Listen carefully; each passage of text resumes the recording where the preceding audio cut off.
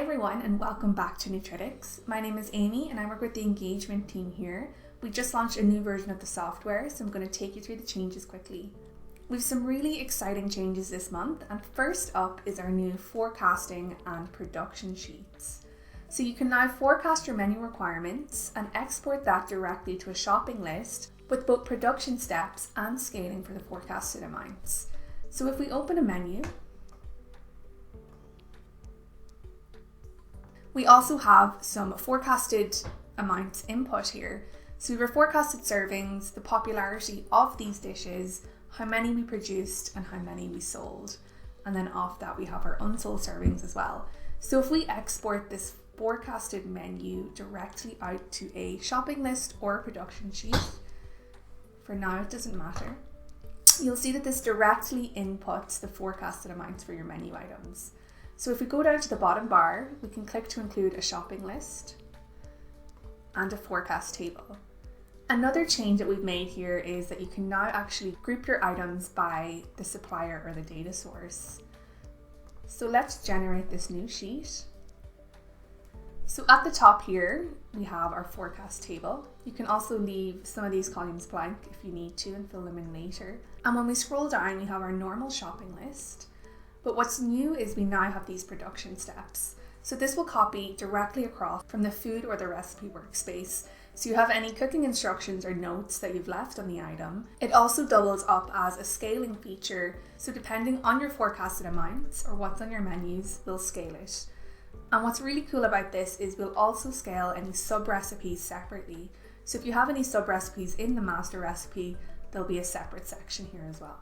So that's a really useful feature that we're hoping you'll love. And sticking with menus, let's open up our live menu. We've introduced a new meal planning tool to menus. This one will be really exciting for our healthcare professionals. So now when you add items to your basket, we'll actually keep a running nutritional summary using the I button. So let's add something in.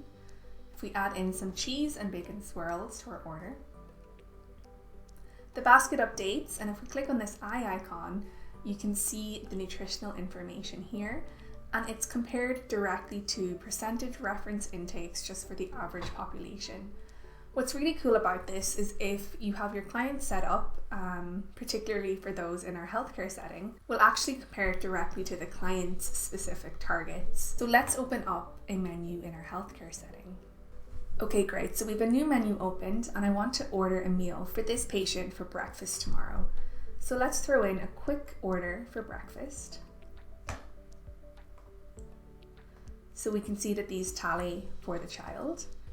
And we're going to order this. So now that breakfast is ordered, when we go to order lunch, you can actually see that we'll break down the contributions per meal. So we have our breakfast column here, we have our current column, which is our lunch, and we'll also total them. So this is really going to help those keeping an eye on their clients' requirements and limits. So we hope you're excited about that one also. Over to something a little different. If we open a food, we'll now actually show the usable ingredient cost.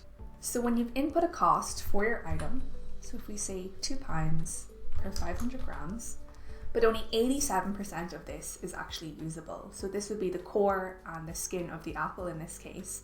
We'll now actually show how much this will cost if you were preparing 500 grams of usable yield of the apple. This is going to give you a better oversight of some waste costs on your items. Another thing to mention is that we've changed the positioning of some items in the recipe workspace. So our quid declaration is now below our allergen tiles. So that's just one to keep an eye on. Another small change is when you're working within our tree viewer. So if we open up a menu for editing, you can now use keyboard shortcuts on the tree viewer.